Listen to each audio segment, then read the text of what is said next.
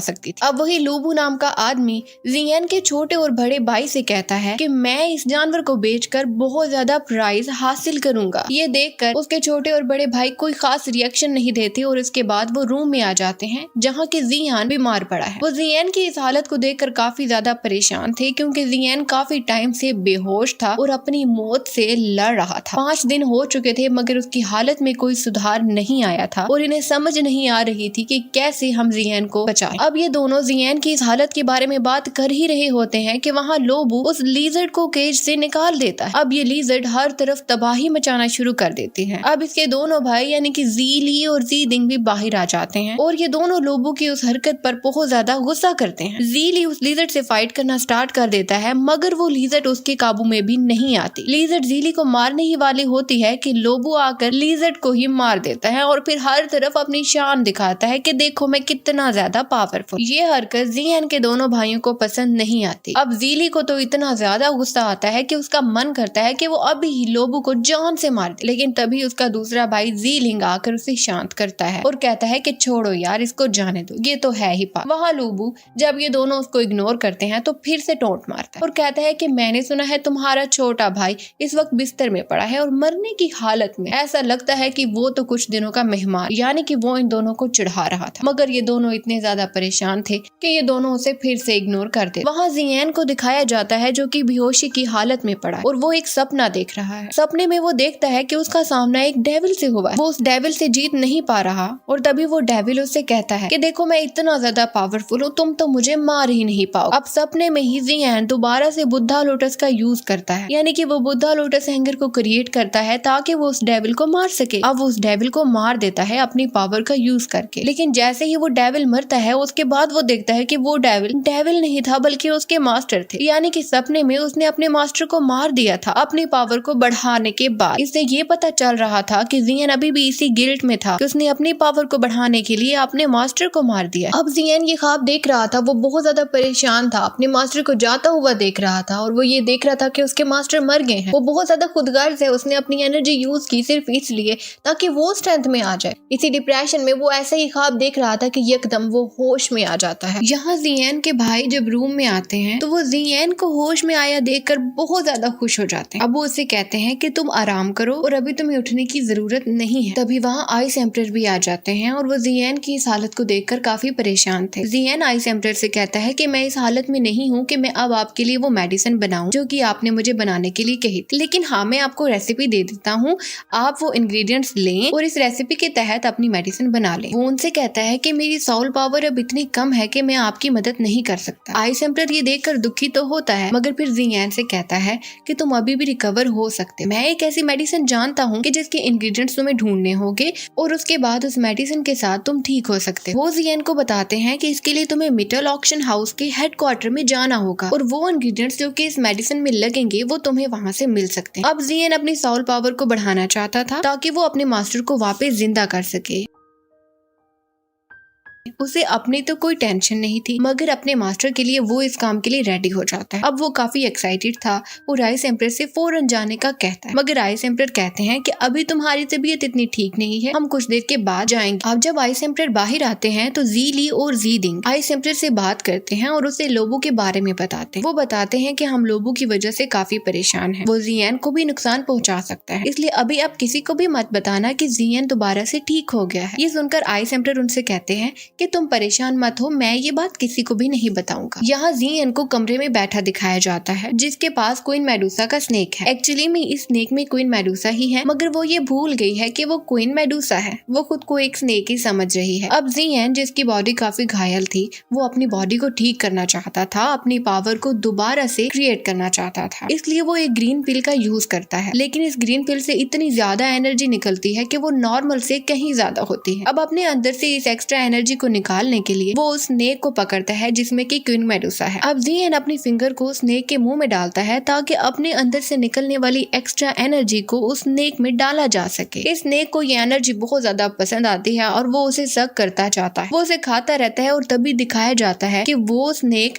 Queen Medusa में convert हो गया है। दूसरी तरफ हमें नायान को दिखाया जाता है जो कि अपने क्लैन में मौजूद थी। ये काफी बड़ी हो गई थी और ये वही थी जो कि मोशोंग के क्लैन में मौजूद थी और इसके सामने जियन ने मोचोंग की सारी सच्चाई बता दी थी। इसके बाद हमें नायान की लीडर दिखाए जाते हैं। जी हाँ, नायान की लीडर यूजी थी जो कि जियान को पसंद करती थी और उसकी बहुत अच्छी दोस्त बन चुकी थी। अब यूजी नायान से पूछती है कि वो अनजान इंसान जिसने केमोशों की हकीकत बताई थी वो कौन था। नायान कहती है कि मैं उसे पहचान नहीं पाई, उसके फेस पे मास्क था, तो मैं आपको इस बारे में नहीं बता सकती। वहाँ दूसरी तरफ जियान को दिखाया जाता है जिसकी गोद में मेडुसा थी और वो और ज्यादा उसकी पावर्स को खींचती चली जा रही थी। लेकिन तभी जियान उसको पीछे करता है और कहता है अगर तुमने मेरी पावर्स को लेने की कोशिश की तो अच्छा नहीं होगा। लेकिन मेडुसा उसकी बातों से डरती नहीं। वो सोचती है देखो मुझे हराना बहुत ज्यादा मुश्किल है। इस पर जियान को और भी ज्यादा गुस्सा आता है और मेडुसा को भी जियान पर काफी गुस्सा था क्योंकि जियान की वजह से उसके टेम्पल का बुरा हाल हो गया था। इस वक्त मेडुसा फुल स्ट्रेंथ में नहीं थी, इसलिए वो जियान से कहती है कि जब मैं फुल स्ट्रेंथ में आऊंगी तो तुम्हें मार डालूंगी। तभी ग्रीन लोटस का इफेक्ट खत्म हो जाता है और वो फिर से स्नेक बन जाती है और सब कुछ भूल जाती है। यहाँ लोबो के आदमियों को दिखाया जाता है जो कि जियान के भाइयों का मजाक बना रहे थे। इस पर उन्हें बहुत ज्यादा गुस्सा आ रहा था और तभी वहाँ लोबो भी आ जाता है। अब इन सब के दरमियान एक फाइट सा एनवायरनमेंट बन जाता है और ये सब एक दूसरे से लड़ना स्टार्ट कर देते हैं। अब लोबो जियान के भाइयों पर अटैक कर देता है। वो उसे हरा नहीं पा रहे थे क्योंकि लोबो काफी पावरफुल था। तभी वहाँ जियान भी आ जाता है और वो अपने भाई को बचा लेता है। अब जियान लोबो पर अटैक करने की फुल फॉर्म में आ जाता है, मगर लोबो इतना वीक नहीं था, उसमें काफी ज्यादा पावर थी और उसे हराना जियान के लिए भी काफी मुश्किल हो रहा था। अब जियान फिर से बुद्धा लोटस एंगर का यूज करने लगता है। वहाँ खड़े आइस एम्परर भी डर जाते हैं क्योंकि वो जानते थे कि पिछली दफा भी जब उसने बुद्धा लोटस एंगर का किया था तो वो उसे कंट्रोल नहीं कर पा रहा था और इसी वजह से उसकी हालत आज ऐसी है। वो उसे रोकते हैं कि तुम ऐसा नहीं करो, मगर जियान अपने भाई को बचाने के लिए फिर से उसका यूज करता है, मगर इस बार वो उसे कंट्रोल करने में सक्सेसफुल रहता है और इसके बाद वो लोबो को बुरी तरह से हरा देता है। अब वो लोबो को जान से मारने ही वाला था कि फौरन से उसका भाई उसे रोक देता है और वो उससे कहता है हमारे क्लैन के अपने रूल्स हैं और हम अपने रूल्स के हिसाब से इसे सजा देंगे, इसे जान से मारने की जरूरत नहीं है। फिर जियान वहाँ से चला जाता है। नेक्स्ट सीन में दिखाया जाता है कि जियान डिप्रेस्ड स्टेयर्स पे बैठा है। उसे अपने मास्टर की बहुत याद आ रही थी और वो बहुत ज्यादा गिल्ट में था। तभी वहाँ आइस एम्परर आते हैं और उससे पूछते हैं कि तुम इतने परेशान क्यों हो। जियान उनसे कहता है कि मैं बिल्कुल भी देर नहीं करना चाहता, हमें मिल्टन ऑक्शन में जाना है ताकि हम इंग्रेडिएंट्स को इकट्ठा कर लें। मुझे अपने मास्टर को जगाना है, मैं उन्हें बहुत ज्यादा याद कर रहा हूँ और मुझे बहुत गिल्ट है कि आज वो मेरी वजह से गहरी नींद में है। इसके बाद जियान के भाई भी उसके पास आते हैं और उसे डिप्रेस देखते हैं। वो उसे उसकी पुरानी बातें याद दिलाते हैं। काफी पुरानी बातें करने के बाद जियान को अपना मूड काफी रिफ्रेश लगता है। दूसरी तरफ हमें यूजी को दिखाया जाता है जो कि नियान को मार्शल आर्ट्स की ट्रेनिंग दे रही है। नियान काफी अच्छे से ट्रेनिंग कर रही है, मगर यूजी उसे ट्रेनिंग देते हुए भी जियान ही के बारे में सोच रही है क्योंकि वो जियान को पसंद करने लगी है। यहाँ नियान यूजी से पूछती है कि आप काफी परेशान लग रही हैं, किस बारे में सोच रही हैं? तो यूजी कहती है नहीं नहीं, मैं किसी बारे में भी नहीं सोच। फिर वो उससे कहती है कि मैं तुम्हारे 3 साल के एग्रीमेंट के बारे में सोच रही हूँ कि काफी टाइम के बाद तुम्हारा वो एग्रीमेंट है और तुम वो जीतोगी या नहीं जीतोगी, मुझे उसकी परवाह है। नियान कहती है कि हाँ, मुझे भी उस एग्रीमेंट की परवाह है, लेकिन कल मेरे फादर का लेटर आया था। एक्चुअली में मेरे ग्रैंडपा की बॉडी में पॉइजन चली गई थी जो अभी तक बॉडी से नहीं निकली और उनकी कंडीशन दिन ब दिन बिगड़ती जा रही है। वो बताती है कि जब मैंने जियान फैमिली से अपनी मैरिज तोड़ दी थी तब गुस्से में आकर मेरे ग्रैंडपा ने पॉइजन को खा लिया था और उसके बाद से अब तक उनकी हालत ठीक नहीं हुई और वो उनकी इस हालत के लिए खुद को रिस्पॉन्सिबल मानती है। अब यूजी नियान से कहती है कि तुम परेशान मत हो, मैं तुम्हारे ग्रैंडपा को गूहे से मिलवाऊंगी। गूहे एक क्लैन का हेड है जो कि एल्केमिस्ट है और उसके पास हर किस्म की बीमारी का इलाज है। वो तुम्हें एक ऐसी मेडिसिन बना के देगा जिससे तुम्हारे ग्रैंडपा बिल्कुल ठीक हो जाएंगे। दूसरी तरफ जियान को दिखाया जाता है जो कि अपने भाइयों को अलविदा कह रहा था क्योंकि अब उसे मिल्टन हाउस के हेडक्वार्टर में जाना था ताकि वो डिफरेंट इंग्रेडिएंट्स को हासिल करके एक ऐसी मेडिसिन बना सके जिससे उसकी पावर वापस से बहाल हो जाए और उसका मेन पर्पस ये था कि वो अपने मास्टर को जगा सके। अब ये दोनों एरोप्लेन की सवारी करके रॉक सिटी में पहुंचते हैं जहाँ पहले तो बच्चे उनका वेलकम करते हैं और वो सब उनको काफी इज्जत देते हैं क्योंकि उन्होंने भी जियान के बारे में सुन रखा था क्योंकि जियान इतनी सी उम्र में वो पहला लड़का था जो कि अल्केमिस्ट रैंक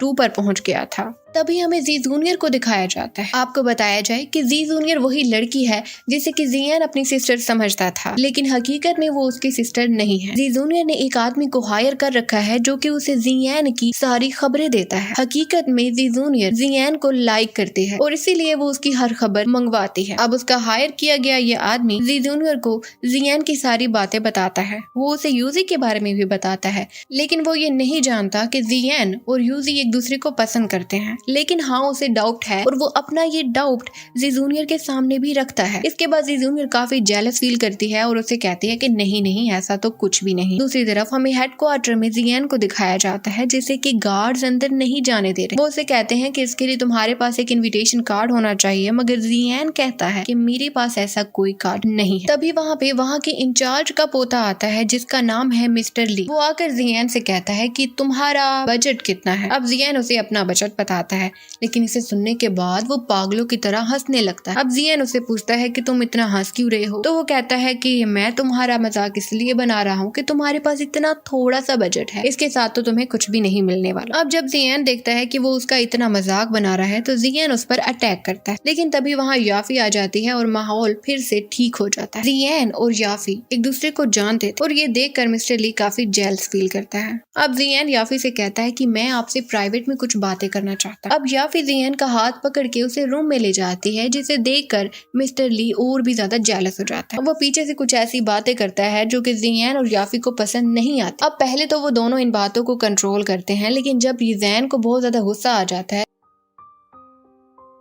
तो वो मिस्टर ली पर अटैक कर देता है। अब मिस्टर ली की हालत बहुत ज्यादा खराब हो जाती है, जिसे देखकर याफी हंसने लगती है। मिस्टर ली तो गुस्से में लाल पीला हो रहा था, मगर वो जियान से जीत नहीं पाएगा इस बात का उसे अंदाजा हो गया था। यहाँ याफी जब जियान को कमरे में ले आती है तो उससे पूछती है कि तुम यहाँ कैसे। अब जियान उसे कहता है कि ये सब छोड़ो, तुम मुझे ये बताओ कि तुम ये सब कुछ यहाँ झील कैसे रही हो। मिस्टर ली तुमसे इतनी बदतमीजी कर रहा था और पहले भी जरूर करता होगा, तो ये तुम कैसे बर्दाश्त करती हो। तो वो बताती है कि एक्चुअली में मिस्टर ली यहाँ के इंचार्ज का पोता है। उसी के दम पे वो उछलता रहता है और गलत काम करता है, लेकिन मुझे बर्दाश्त करना पड़ता है क्योंकि वो यहाँ के इंचार्ज का पोता है और मैं इग्नोर भी कर देती हूँ। अब जियान समझ जाता है कि ऐसा क्यों हो रहा। अब वो याफी से कहता है कि तुम जितना इग्नोर करोगी वो उतना ही बुरा काम करेगा, इसलिए तुम्हें उसे रोकना होगा। याफी कहती है कि इन सब बातों को छोड़ो, तुम मुझे ये बताओ कि तुम यहाँ क्यों आए। अब जियान समझ जाता है कि याफी इस बारे में बात ही नहीं करना चाहती, तो वो भी काम की बात में आता है। जियान उसे बताता है कि वो साउल पावर को रिस्टोर करने का सामान लेना चाहता है। अब याफी उसे कहती है कि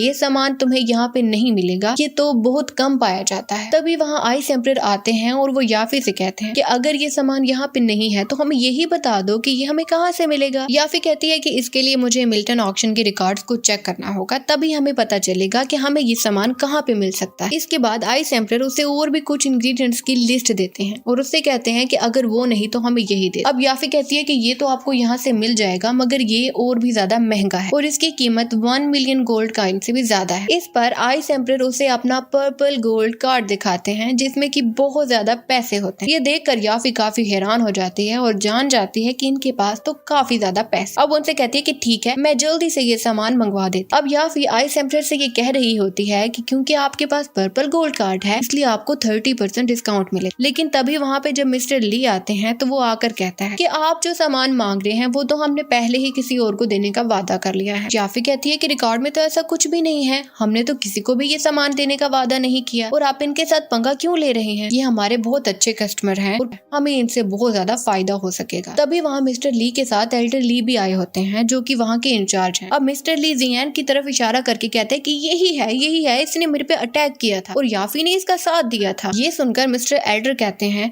कि अगली बार जब हम मीटिंग बिठाएंगे तो याफी तुम्हें तो हम यहाँ से निकाल देंगे। अब एल्डर ली की ये बात सुन के आइस एम्परर को काफी गुस्सा आता है और फिर जब एल्डर ली आइस एम्परर को देखता है तो वो ये समझ जाता है कि आइस एम्परर कितने पावरफुल हैं और अगर वो इनसे पंगा लेगा तो वो उसे बर्बाद कर देंगे। लेकिन अब तक उसने काफी ज्यादा बदतमीजी कर ली थी और आइस एम्परर को काफी ज्यादा गुस्सा आ गया था। तो आइस एम्परर खामोशी से मिस्टर एल्डर पर ऐसा अटैक करते हैं कि वो जान जाता है कि ये तो दो होंग लेवल के हैं। अब जल्दी से वो सामान लेकर आइस एम्परर के सामने खुद ही ले आता है। ये सामान देने के बाद वो डर कर वहाँ से चला जाता है। अब फिर याफी वहाँ पे आती है और आइस एम्प्रेस से कहती है कि हमें मालूम पड़ा है कि आपका 2 होंग लेवल है और इसकी बेस पे अब आपको 50% का डिस्काउंट मिलेगा। ये दोनों ये सुनकर काफी खुश होते हैं और तभी वहाँ एक लड़की आती है जो याफी से कहती है कि नीएन आपसे मिलने आई। अब जब ज़ियन ये बात सुनता है तो उसके कान भी खड़े हो जाते हैं और वो ये जानना चाहता था कि नीएन